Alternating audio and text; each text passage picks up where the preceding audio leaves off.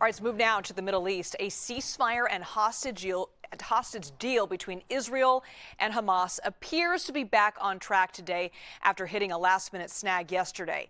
Israel's security cabinet voted to approve the deal. Now the deal goes to the full cabinet for a second and final vote. If it passes, the ceasefire and release of the first group of hostages could begin as soon as Sunday. But even with the ceasefire deal looming, Gaza's Hamas-run health ministry says deadly Israeli airstrikes continued overnight. So let's go now to CBS News foreign correspondent Ramy Inocencio, who is live for us in Tel Aviv. Ramy, thank you for being with us. That second cabinet meeting and vote will happen soon. What's the very latest from your end?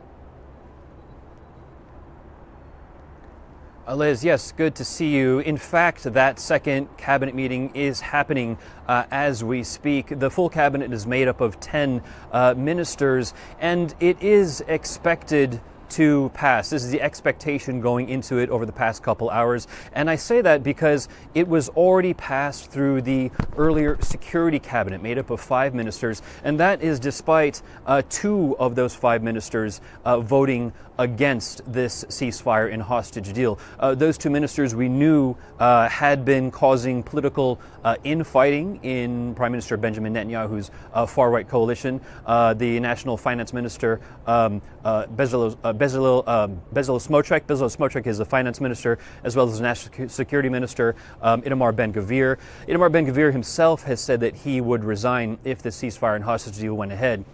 We're still waiting for that to happen. But let's say that they come out of this second meeting, this cabinet meeting, with an approval. There still is another hurdle to get through.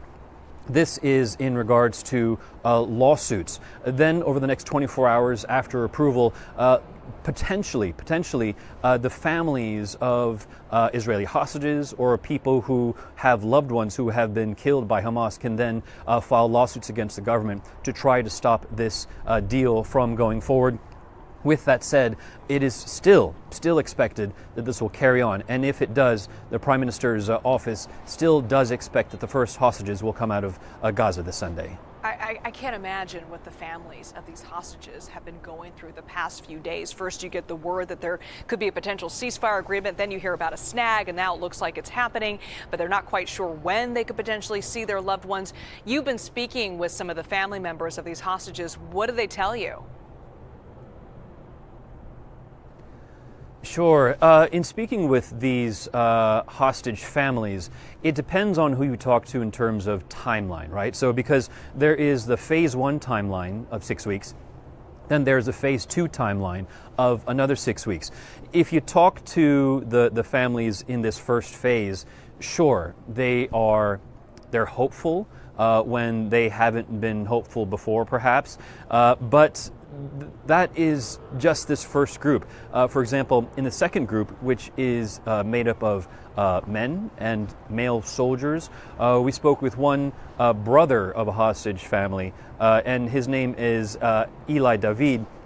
He was saying that it's a complicated feeling where he's happy for the first phase of hostages coming out. He says that they feel like his relatives, that they've all become this kind of community.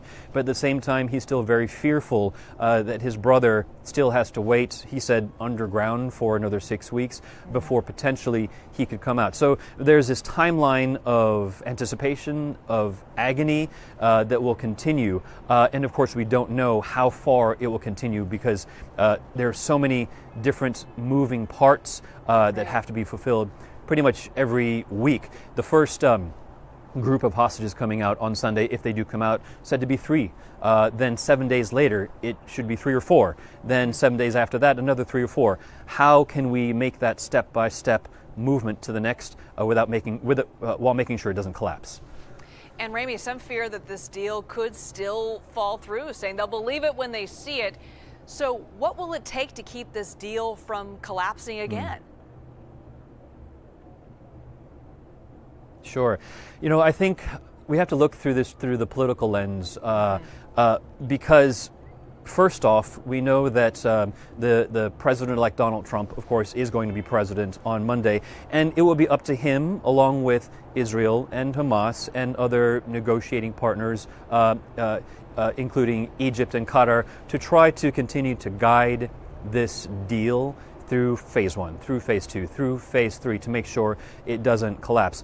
I believe that it will require good faith and trust.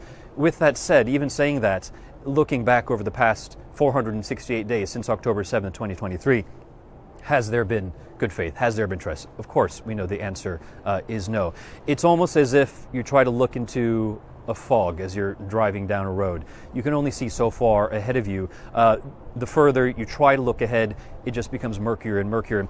I believe that is where we are right now. I believe that we're going to have to take this day by day, week by week, to try to continue to corral all of the partners to carry on through to the next phase. CBS News foreign correspondent Ramy Inocencio live for us in Tel Aviv. Ramy, thank you so much for that insight.